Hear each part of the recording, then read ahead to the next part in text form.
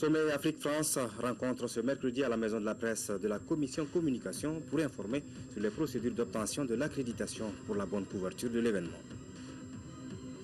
Visite cet après-midi à l'hôpital Gabriel Touré des ministres de la Santé et des Transports aux blessés des accidents survenus sur l'axe Ségou-Konobougou et à Sogonafi, deux accidents qui ont fait 16 morts et 42 blessés. Bonsoir, merci de rester sur nos programmes et bienvenue dans ce journal que nous ouvrons avec le Conseil des ministres qui s'est réuni en session ordinaire ce mercredi 4 janvier dans sa salle de délibération au Palais de Kouloua sous la présidence du chef de l'État Ibrahim Boubacar Keïta. Après examen des points inscrits à l'ordre du jour, le Conseil a adopté des projets de texte et procédé à des nominations. Le contenu du communiqué avec Amadou Sankaré. Bonsoir Amadou. Bonsoir Amara Mali Diallo. Mesdames, Messieurs, bonsoir au chapitre des mesures législatives au titre du ministère de la Justice et des Droits de l'Homme. Sur le rapport du ministre de la Justice et des Droits de l'Homme, garde des Sceaux, le Conseil des ministres a adopté un projet de loi relatif aux défenseurs des droits de l'homme. Le projet de loi adopté fixe les règles relatives à la promotion et à la protection des défenseurs des droits de l'homme. Il détermine les droits et les devoirs des défenseurs des droits de l'homme dans le cadre de la promotion et de la protection de ces droits.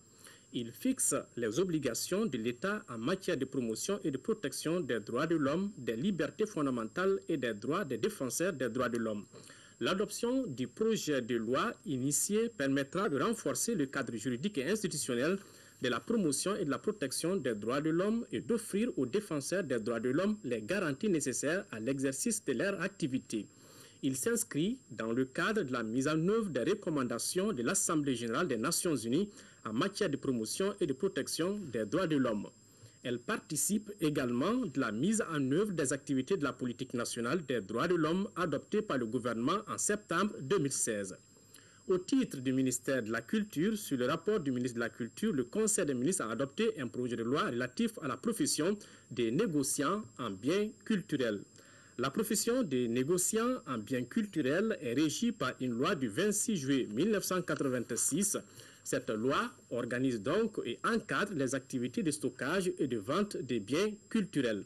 Elle fixe les conditions d'exercice de la profession et détermine les obligations et les responsabilités des acteurs en matière de commerce et de biens culturels. Elle renforce également les mécanismes de protection des biens culturels à travers notamment l'exercice d'un contrôle sur leur trafic. L'application de la loi du 26 juillet 1986 pendant plus de 30 ans a révélé des insuffisances qui favorisent le trafic illicite des biens culturels nationaux. Le projet de loi adopté vise à corriger ces insuffisances en renforçant notamment les mécanismes de protection des biens culturels contre le pillage, les vols et le trafic illicite. Il apporte au cadre juridique et institutionnel existant un certain nombre d'innovations dont la définition des biens culturels susceptibles d'être commercialisés, la détermination des autorités chargées de la constatation des infractions, le renforcement de la sanction des infractions et les restrictions et exceptions à l'exportation des biens culturels. Au chapitre des mesures réglementaires, au titre du ministère de la Justice et des Droits de l'Homme, sur le rapport du ministre de la Justice et des Droits de l'Homme, garde des Sceaux, le Conseil des ministres a adopté un projet de décret portant approbation de la politique nationale de justice transitionnelle. La politique nationale de justice transitionnelle, assortie d'un plan d'action 2017-2021, a été examinée par le Conseil des ministres en sa séance du 22 décembre 2016. La mise en œuvre des actions préconisées par cette politique contribuera notamment à la réconciliation nationale et au rétablissement d'une paix durable et véritable dans le cadre d'un état de droit et de démocratie. L'adoption du projet de décret s'inscrit dans le cadre de la mise en œuvre des dispositions du décret du 15 février 2016 fixant les modalités d'élaboration, d'approbation et de mise en œuvre des documents de politique nationale. Elle constitue l'étape finale du processus d'adoption formelle de la politique nationale de justice transitionnelle assortie d'un plan d'action 2017-2021 et ouvre la voie à sa mise en œuvre. Au chapitre des mesures individuelles, le Conseil des ministres a procédé aux nominations suivantes. Au titre de la primature, secrétaire générale du gouvernement, Mme Sanogo Aminata Malé, magistrat. Au titre du ministère des Affaires étrangères, de la coopération internationale et de l'intégration africaine, Ministre conseiller à l'ambassade du Mali à Abidjan, M. Nouhoum Mohamed Aïdara, conseiller des affaires étrangères. Deuxième conseiller à l'ambassade du Mali à Ankara, M. Aliou Dambélé, inspecteur des finances. Deuxième conseiller à l'ambassade du Mali à Tunis, M. Mohamed Kouloubali, conseiller des affaires étrangères. Troisième conseiller à l'ambassade du Mali à Beijing, M. Al-Mustafa El Hadji Diko, professeur d'enseignement secondaire. Conseiller culturel à l'ambassade du Mali à Paris, M. Souleymane Diarra, professeur d'enseignement supérieur. Conseiller culturel à l'ambassade du Mali à Tunis, Mme Sangaré Koumba Touré, professeur d'enseignement supérieur. Consul général au consulat général du Mali à Paris, M. Moussa Kenei Kodjo, magistrat. Consul général au consulat général du Mali à Lyon, M. Lamine Keïta, inspecteur des services économiques. Vice-consul au consulat général du Mali à Paris, M. Paul Hervé Diarra, administrateur civil. Conseiller consulaire au consulat général du Mali à Paris, M. Boubacar Abba Maïga, administrateur de l'action sociale.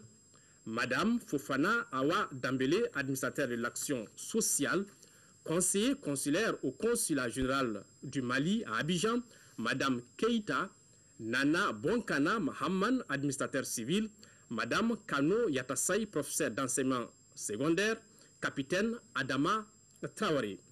Au titre du ministère de l'économie et des finances, directeur des ressources humaines du ministère de l'économie et des finances, Monsieur Mahamadou Diallo, administrateur civil. Au titre du ministère de la promotion de l'investissement et du secteur privé, le secrétaire général, M. Abdoulaye Seydou Sissoko, inspecteur des finances. Au titre du ministère de la promotion de la femme, de l'enfant et de la famille, conseiller technique, Mme Bernadette Keïta, administrateur des affaires sociales. Amara Malé Diallo, à vous.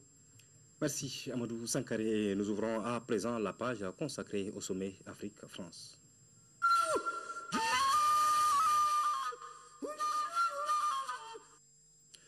La commission communication du comité d'organisation du sommet Afrique-France informe les médias sur les procédures d'obtention de l'accréditation pour la couverture de l'événement. C'était à la faveur d'une rencontre ce mercredi à la Maison de la Presse. Selon les SENOSAF, les dispositions sont prises pour que les médias puissent avoir accès à l'information pour la traiter et la diffuser sans difficulté. Salimata Dao. Dans une semaine, Bamako, la capitale malienne, accueille le sommet Afrique-France pour le partenariat, la paix et l'émergence. Pendant 2 jours, 300 journalistes maliens et étrangers vont être mobilisés pour donner de la visibilité à l'événement. Chacun aura besoin d'une accréditation pour la couverture médiatique. Ce n'est pas à nous, ni au PC opérationnel, de décider si c'est M. Traoré, Mme Koulibaly ou M. Touré qui doit représenter tel ou tel organe. C'est l'organe qui choisit qui il envoie, en tout cas pour couvrir, et avec un cahier de charge, si je puis dire. Vous allez couvrir le sommet et vous allez le couvrir sur tel ou tel angle. Vous allez couvrir le sommet. À votre retour, nous avons besoin de tel et tel papier ou nous avons besoin de telle et telle interview. Mais quelqu'un qui se fait accréditer tout seul, il va en roue libre. Le premier sujet qui passe à portée, il le prend. Et c'est peut-être pas ça qui intéresse sa rédaction. Pour l'obtention de l'accréditation pour la couverture médiatique du sommet, il faut se connecter au site du sommet et s'inscrire. Les inscriptions sont déjà en cours. Il s'agit en fait d'aller sur le site web du sommet qui est www.sommetafrique-france2017.ml et donc de cliquer sur l'onglet accréditation presse et de remplir un formulaire, ensuite suivre les instructions. Après avoir rempli ce formulaire-là, un email sera envoyé, pas automatiquement après, mais sera envoyé à la personne sur l'email qu'il aura renseigné dans les champs afin qu'il puisse suivre le reste du processus. Le RTM est le télédiffuseur hôte du sommet. Pour la reprise des vidéos et du son, 6 cabines seront installées pour les médias dans la salle de presse du CSCB. Les journalistes auront à leur disposition des ordinateurs connectés à Internet haut débit.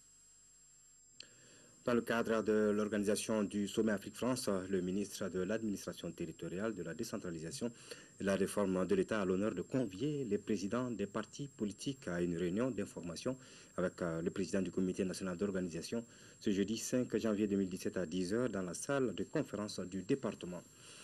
Le sommet Afrique-France, c'est juste dans moins de 8 jours et de gros aménagements ont été faits à plusieurs niveaux, surtout sur la route et pavée de la capitale. Des changements salués par les populations qui trouvent leur cadre de vie amélioré. Nyanya Aliou Traoré. Le sommet Afrique-France est à nos portes. La ville des Trois-Caïmans fin prête à recevoir nos hôtes de marque.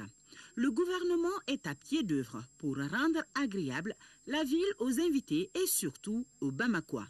Sur les routes, par exemple, le constat est là. Beaucoup d'améliorations appréciées à sa juste valeur. Vraiment, oui, nous allons continuer nous faire le sommet Kofé, nous aurons moins Sirakola, Kolou Beglan, nous allons nous sommet ni Karamalé ou Rekama. Al ni bi dingin abo gitron sanfɛ yɔrɔ minnu karikarili no i bi jigin facilement i bi yɛlɛ facilement a ye falenbari don an ka baara la an bi président i bɛ ka fo an b'a n'a kɛ baarakɛɲɔgɔn an b'u bɛɛ fo. Le renforcement des routes par leur bitumage, c'est depuis le boulevard CEDEAO dans la zone aéroportière. Et vous avez vu, on a fait un renforcement de ce boulevard-là à travers un revêtement qui a été fait dans les deux sens, de l'aéroport jusqu'au pont FAD. Et donc ce revêtement est assez consistant, c'est un béton bitumineux de 5 cm d'épaisseur et on a traité les accotements en enduit superficiel. Et vous pouvez ici constater le traitement des terre-pleins centraux qui sont entre les deux sens de la route et qui sont soit pavés, soit en aménagement paysager. Daouda Kouni, trouvé sur place à l'entrée de la zone aéroportière, est aussi à la tâche. Je suis en train de visiter vraiment les parcs et monuments. Ce monument qui est là, qui est le symbole même de la citoyenneté du district de Bamako. Ce monument vraiment a une clé symbolique détenue par les autorités de la mairie et le district de Bamako. Chaque fois qu'il y a une note de marque, donc il y a une clé symbolique qui est remise à l'hôte en question pour magnifier l'hospitalité du Bamakois pour celui qui visite. Direction le centre-ville. Toujours sur le boulevard CEDEAO, des places publiques fraîchement conçues sont en finition. C'est plus comme avant, c'est joli. Comme ça, on est en train de construire des jolies places. Ici, vous avez la carte de l'Afrique qui vous accueille. Sur les allées des routes, les travaux se poursuivent avec le dallage des pavés. Là, nous sommes à la descente du pont Fada et c'est ici que commence le boulevard Abdelaziz Bouteflika. Non loin de nous, le Centre international de conférence de Bamako où va se passer la majeure partie des travaux du sommet Afrique-France Bamako 2016. Bamako est devenue une ville coquette, très belle. La route a été bien matérialisée et ensuite il y a un bon décor, un joli décor. Donc on est prêt pour accueillir nos invités? Tout à fait, nous sommes très bien. Je vais les accueillir à bras ouverts. Ces changements, on ne les trouve pas seulement sur le seul axe de l'aéroport vers le centre-ville. Des réhabilitations sont en cours dans certaines communes, notamment dans la zone ACI 2000 en commune 4 et vers Missira et Kinzambougou en commune 2 du district de Bamako, nous informe Boubacar Sow. Le directeur de l'AGETIP rassure en tout cas, il précise que tout sera pratiquement prêt d'ici le jour J. Et voilà, les radios privées ne resteront pas en marge de l'organisation du sommet Afrique-France 2017 de Bamako. Les responsables de certaines stations vont apporter leur pierre à la réussite de l'événement qui aura lieu les 13 et 14 janvier ici à Bamako. Outre les émissions d'information et de sensibilisation, elle prévoit la retransmission en direct de l'événement. Une couverture médiatique qui va sûrement contribuer à la visibilité de cet important rendez-vous de Bamako. Agali Agissa et son équipe ont fait le tour de certaines stations privées suivant ce compte rendu. Le sommet Afrique-France que Bamako va abriter les 13 et 14 janvier 2017 est un grand rendez-vous. Les médias entendent jouer leur partition pour la réussite de l'événement. Les radios privées, maillon important dans la visibilité des activités prévues, ne souhaitent pas rester en marge de l'événement. C'est vrai que l'État ne nous a pas directement associés, mais quand même, nous, de notre côté indépendant, on a pris des initiatives pour la bonne couverture de l'événement. L'IRTEL regroupe plus de 350 radios disposées à couvrir l'événement. Certaines radios ont déjà commencé la sensibilisation des auditeurs à travers des émissions. Nous, en tant que radio confessionnelle d'obédience musulmane, un hadith du prophète nous interpelle en ceci: Hubul Watan Minal Iman. Aimer son pays, c'est comme une adoration. À travers nos émissions, on a toujours appelé la communauté musulmane à se mobiliser pour la réussite de ces sommets.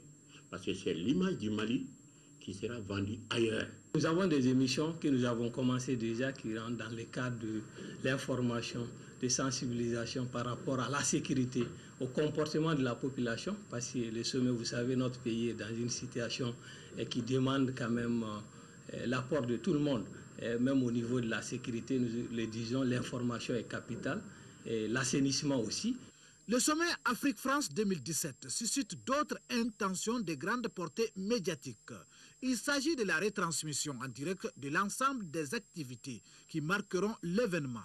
Nos attentes en tant que médias, c'est la réussite de l'événement. Nous avons quand même mis sur place ce qu'on appelle une grande opération, une opération d'envergure par rapport à la couverture de cet événement. Nous avons demandé auprès de la commission d'organisation, même la retransmission en direct donc, par nos équipes, donc de la cérémonie d'ouverture, de la cérémonie de clôture. Si possible, on a même demandé un stand donc en marche des jours, donc en marche de l'événement. Nous allons animer sur place des grandes émissions donc, tout autour donc, du sommet. Nous avons besoin de l'accompagnement de l'État et de la commission qui est chargée de l'organisation du sommet, surtout, qui parle de médias, parle de moyens. Et surtout s'il s'agit de la radio et de la télévision. Nous souhaitons peut-être même faire la retransmission de tous les sommets. Le sommet Afrique-France 2017 se veut également un événement capital pour la relance économique du Mali. L'une des principales attentes des autorités du pays demeure la mobilisation des Maliens pour la réussite de l'événement. Voilà, les préparatifs du sommet sont donc dans leur dernier réglage. Le président de la Commission nationale d'organisation, Abdallah Koulibaly, s'est rendu chez le prêcheur Chérif Ousmane Madane Haïdara pour recevoir des bénédictions pour la bonne réussite de cet événement de portée internationale. Nous proposons d'écouter le président du CENOSAF, Abdallah Koulibaly, au micro de Adama Koulibaly. Nous sommes un pays de culture. Dieu a fait de grandes personnalités, des notabilités dans des pays. Dans les moments importants, on doit se déplacer auprès d'eux pour venir chercher protection, bénédiction. Et c'est pour ça que nous nous sommes déplacés aujourd'hui pour venir voir le shérif, pour lui demander de nous aider avec ses prières pour que ce que Dieu a confié au Mali, parce que c'est Dieu qui a confié au Mali, que les Maliens soient à la hauteur. Et là, pour cela, on a besoin des hommes comme lui, pour amener la population à se mobiliser, à comprendre que cette affaire, ce n'est pas une affaire d'une personne, ni une affaire d'un camp. C'est l'affaire de tout le monde du pays. Et c'est ce que j'ai entendu de lui. Je suis vraiment content et je le remercie beaucoup au nom du président de la République et de l'ensemble de notre équipe, l'ensemble des Maliens. Tout le Mali sait que c'est un patriote. Il aime son pays. Et donc, quand il y a des événements importants comme ça, on ne peut que se déplacer vers lui. Moi, je tiens vraiment à le remercier. Je dis seulement merci à Dieu.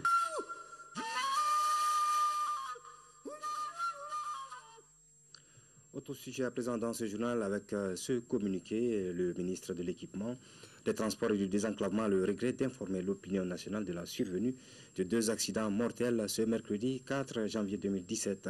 Le premier a eu lieu dans la nuit du mardi au mercredi 4 janvier 2017 aux environs de 2 heures entre Konobuku et Fana. Le bilan provisoire fait état de 15 morts, 30 blessés et un dégât matériel très important. Le second s'est produit à Sogonafi, sur la route de Kati, en commune 3 du district de Bamako, ce mercredi, aux environs de 17 heures. Le bilan provisoire de ce dernier fait état d'un mort et de 12 blessés. En ces moments de douleur que traversent les proches des victimes, Madame le ministre présente ses condoléances les plus attristées à leurs familles respectives, prie pour le repos de l'âme des disparus et souhaite prompt rétablissement aux blessés. Le ministre de l'Équipement, des Transports et du Désenclavement saisit cette douloureuse occasion pour renouveler à tous les usagers son appel à la vigilance et à la prudence sur la route. Justement, par rapport à cet accident survenu sur l'axe Ségou-Konobougou, les ministres en charge de la santé et des transports ont rendu visite aux blessés à l'hôpital Gabriel Touré. Sur 30 blessés arrivés à l'hôpital, 26 ont été libérés. Les ministres ont également rendu visite aux blessés d'un autre accident qui s'est produit à Sokonafi, en commune 3 du district de Bamako. Accident qui lui a fait un mort et 12 blessés. Compte rendu, Moussa Fane. C'est pour s'enquérir de l'état de santé des blessés de l'accident de la circulation survenu entre Ségou et Konobougou que les ministres en charge des transports et celui de la santé ont effectué cette visite au CHU Gabriel Touré. Les ministres ont rassuré les malades du soutien du président de la République, Ibrahim Boubacar Keïta, et du gouvernement, tout en leur souhaitant prompt rétablissement. Malheureusement, le bilan est lourd. On déplore 15 morts et 30 blessés, dont 4 sont hospitalisés et les 26 autres sont libérés. Tôt ce matin, il y a eu un accident grave entre un car en provenance de Gao et un camion qui allait vers Ségou. Donc vous voyez que c'est des chocs qui se font de façon frontale. Et malheureusement, nous déplorons 15 morts, dont 14 sur place. Et le 15e est décédé pendant qu'on l'évacuait sur Bamako. La nouvelle a été portée en conseil de ministres et le président immédiatement a demandé vraiment, non seulement pour ces morts-là, mais pour toutes les victimes de la voie publique et tout ce que nous avons perdu courant 2016, début 2017, il a demandé une minute de silence à tous les ministres, ce qui a été exécuté. Et il nous a demandé de venir nous enquérir de l'état des blessés qui sont là, afin en tout cas de lui donner toutes les informations nécessaires. Je dirais déjà que c'était déjà un accident de trop. Nous avons prôné la prudence depuis le début de la fin de l'année 2016. En ce début d'année 2017, nous sommes en train et nous continuerons à prôner la prudence parce qu'un mort, c'est déjà trop. Aujourd'hui, nous en avons 15 d'un côté pour l'accident qui s'est passé à Konobougou, un encore sur l'accident qui s'est passé vers Sokonafi avec 16 blessés, c'est trop. Par ailleurs, la visite des ministres a coïncidé avec l'arrivée des blessés d'un autre accident. Il s'agit d'un minibus Soutraman qui a fait un mort et 12 blessés à Sokonafi en commune 3 du district de Bamako. Retour ce soir sur le rôle joué par la protection civile dans la gestion des accidents lors du réveillon 2016. Le 31 décembre 2016, les soldats du feu ont en effet géré 55 cas d'accidents. Des accidents qui ont fait 68 blessés légers et une victime. Ce bilan jugé satisfaisant contrairement aux années précédentes s'explique par l'accompagnement de la protection civile en moyens matériels par les autorités. Compte rendu de Aldjumatina. C'est pendant les fêtes de fin d'année, plus précisément la nuit du réveillon, que l'on enregistre le plus grand nombre de pertes matérielles et d'accidents de circulation à Bamako. Pour minimiser davantage ces dégâts, d'importantes dispositions ont été mises en place le 31 décembre dernier avec l'organisation des secours de proximité par la Direction générale de la protection civile. Pendant cette nuit, nous avons déployé une vingtaine d'ambulances avec 7 engins pompes dans le carrefour accidentogène. Ce carrefour accidentogène nous a permis de porter secours dans un délai raisonnable pour en tout cas sauver des vies humaines. Couvrant le district de Bamako et environnant, la direction régionale du district s'est réjouie d'avoir joué efficacement son rôle grâce aux moyens mis à sa disposition. Bamako et environnant, on a pu faire une intervention de 55 cas d'accidents à gérer. Et parmi les accidents, il y a à peu près 49 accidents, il y a deux feux de maison, un feu de garage et un feu de poteau électrique. Malheureusement, nous avons constaté et remarqué 68 personnes qui étaient dans cette situation qu'on appelle les blessés. Et parmi ces 68 blessés, malheureusement, nous avons perdu une personne. Pour cette année, pour la première fois d'ailleurs que j'ai été très ravi par rapport à la campagne de sensibilisation que nous avons à tenir, à donner et que la population, pour moi, a bien écouté. Il y aura très prochainement d'autres postes de secours à Sénou, à Kabala, à Niamanan et un centre de secours à Sébenikoro. Cet autre communiqué, une mission du ministère de la Réconciliation nationale vient de séjourner à Tessalit, dans la région de Kidal, Gossi dans la région de Tombouctou et Gatilumo dans la région de Mopti. Dans les différentes localités, elle a procédé à la réception d'un puits à grand diamètre équipé de 2 forages à eau d'une valeur globale de 60 millions de francs CFA. Ces microprojets ont été réalisés dans le cadre de la coopération entre le PNUD et le ministère de la Réconciliation nationale. Dans la salle de spectacle du musée national, l'association Malikunko a primé certaines personnalités qui ont joué un grand rôle dans le développement de notre pays à travers leurs activités. Parmi ces récipiendaires, Sidiki Mfa Konaté, directeur général de l'ORTM, et le PDG du PMU Mali, Aruna Touré. L'association Malikunko œuvre aussi pour les campagnes de sensibilisation d'information sur la citoyenneté à Bamako. Mamoudou Dante. Pour leur rôle dans le développement de leurs activités respectives au Mali, l'association Malikunko a primé les personnes dont le PDG du PMU Mali, Aruna Modibo Touré, qui a reçu le prix spécial suivi des lauréats colonel Daouda Dambélé, Ousmane Ben Fana Traoré, Moussa Massa Diallo, Mamadou Ndiaye, Amadou Yatassay, Sidiki Mfa Konaté, Jean Gay Monemar, Boubacar Sissé et Arama Tandia. Placée sous le thème « Impact sur le développement socio-culturel », cette première édition de la récompense de la bravoure, des mérites et de la citoyenneté intervient à la suite d'une enquête minutieuse évaluant leur contribution sociale dans le développement du pays. Il y a beaucoup d'hommes et de femmes intègres, travailleurs de ce pays qui œuvrent dans l'ombre.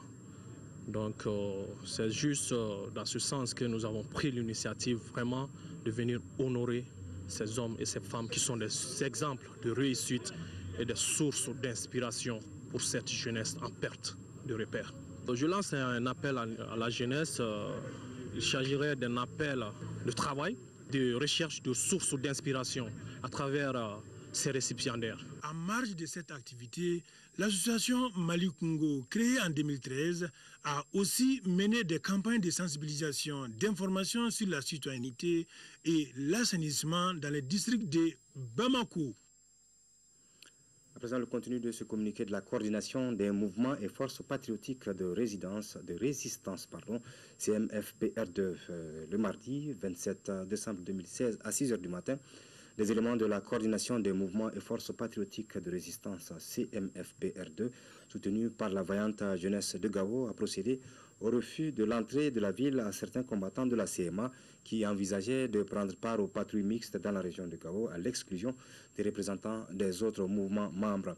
Suite à cette action, des propositions de règlement pacifique ont été soumises à la CMFPR2 et à d'autres mouvements non pris en compte par la CMA et la plateforme dans le cadre de la mise en œuvre de l'accord pour la paix et la réconciliation au Mali. Ces propositions ont été analysées et amendées et au terme de longs échanges, le Conseil national de la CMFPR2 les a acceptées comme début de solution et encourage le CSA et le gouvernement du Mali à poursuivre leurs efforts au profit du principe de l'inclusivité, un des principes cardinaux du dit accord. Aussi, pour marquer sa bonne foi, la CMFPR2 a-t-elle décidé de faire baisser l'attention en attendant l'obtention du document officiel attestant la prise en compte de ces doléances. Le Conseil national de la CMFPR2 félicite les combattants, la jeunesse et toutes les populations de Gao et d'ailleurs pour leur engagement, leur patriotisme et leur dévouement à la cause de la paix et à la sécurité au Mali et principalement dans les régions du Nord. Le Conseil national de la CMFPR2 réaffirme sa détermination à ne rien ménager pour consolider la paix et le vivre ensemble et à ne tolérer aucune discrimination entre les populations qui lient plusieurs siècles d'histoire commune. En deuxième région, à Koulikoro, l'association des organisations paysannes professionnelles, les représentants du directeur national de l'agriculture, de l'IER et de l'IPR ont effectué une visite de terrain dans le cadre du projet agriculture écologique et biologique. L'objectif de cette visite est de contribuer à promouvoir la pratique de l'agriculture écologique et biologique à travers la technique des murets. Compte rendu, Brémakone. L'Association des organisations professionnelles paysannes AOPP visite les parcelles agroécologiques dans le cadre de la mise en œuvre du projet agriculture écologique biologique AEB. L'AOPP, en collaboration avec des cadres nationaux et régionaux de l'agriculture, exprime son soutien aux producteurs pour la diffusion de l'agriculture écologique biologique. Je trouve qu'il y a l'engouement dans la mesure où ils essayent de mettre en place des cultures, des productions maraîchères, et les sécuriser avec des modèles d'approche. Ça permet de diversifier la production agricole Et le maraîchage va aider à la sécurité au niveau des familles. Le projet agriculture écologique biologique AEB repose sur 4 piliers, à savoir la recherche portée par l'IER, la coordination assurée par l'AOPP, la communication et l'information effectuée par l'IPR et enfin le pilier transformation et chaîne de valeur réalisé par le réseau malien des transformateurs de coton bio. L'un des points forts de l'AEB, c'est aussi la technique des murets. Le système des murets réunit en tout cas plusieurs conditions. La première condition, c'est qu'il faut avoir une source d'eau permanente. Ensuite, il faut prévoir aussi un parc à bétail pour la production de fumure organique. Aussi, il faut un aménagement spatial à travers des planches en muret. Les visiteurs sont passés dans la parcelle de Souleymane Koulibaly pour y constater les bienfaits de la technique des murets. Autres lieux visités, ce sont le périmètre maraîcher des femmes de Kolebougou, la parcelle de production biologique des plantes médicinales du professeur Mamadou Seydou Traoré de l'IPR et le centre d'innovation verte. On parle sport avec cette nouvelle. Tout d'abord, les sélectionneurs nationaux Alain Giresse a livré cet après-midi la liste de 23 joueurs retenus pour la Coupe d'Afrique des Nations Gabon 2017.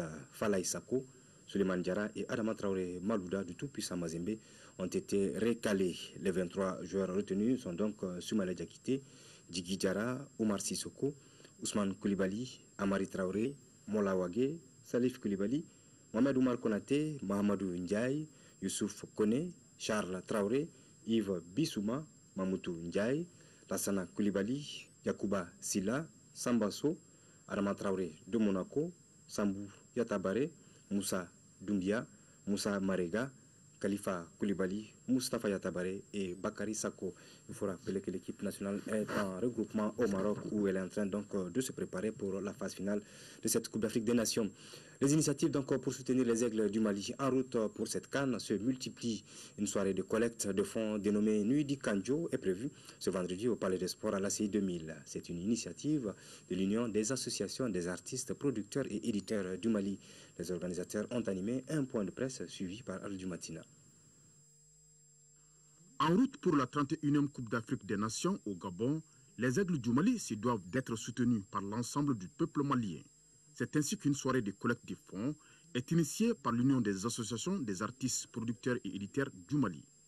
La soirée dénommée Nuit du Kandjo a été expliquée en long et en large par les organisateurs qui étaient devant la presse. Kandjo, voilà, c'est une veillée que traditionnellement les rois organisaient à la veille des grandes conquêtes. C'était tout juste pour galvaniser les troupes, aller vers la victoire. C'était pour leur donner le maximum de courage et les motiver pour qu'ils aillent conquérir l'ennemi et pour qu'il ramène une victoire. C'est pourquoi nous avons appelé cette soirée de Nation Kandjo qui tient sa 10e édition cette année. La soirée va se dérouler en 2 étapes. Il y a une animation musicale qui va être assurée par une dizaine d'artistes maliens et intercalée de donations, de promesses de donations, les promesses qui vont être faites par le monde, le Mali de l'intérieur, le Mali de l'extérieur et même ceux qui ne sont pas maliens mais qui ont associé d'aider les aigles. Les fonds récoltés serviront à soutenir nos différentes sélections engagées en 2017 dans les compétitions internationales. Le montant va être réparti entre toutes les équipes qui sont en compétition internationale pour cette année 2017. Je voudrais demander à tous les Maliens de voler au secours de nos aigles pour que nos aigles volent plus haut et toujours plus haut. La nuit du Kandjo est prévue ce vendredi au Palais des Sports Fils Salamatou Maïga. L'entrée est gratuite. Tous donc au Palais des Sports à l'ACI et la main à la poche pour soutenir les aigles du Mali. C'est la fin de cette édition d'information. Merci de l'avoir suivi. Bonsoir.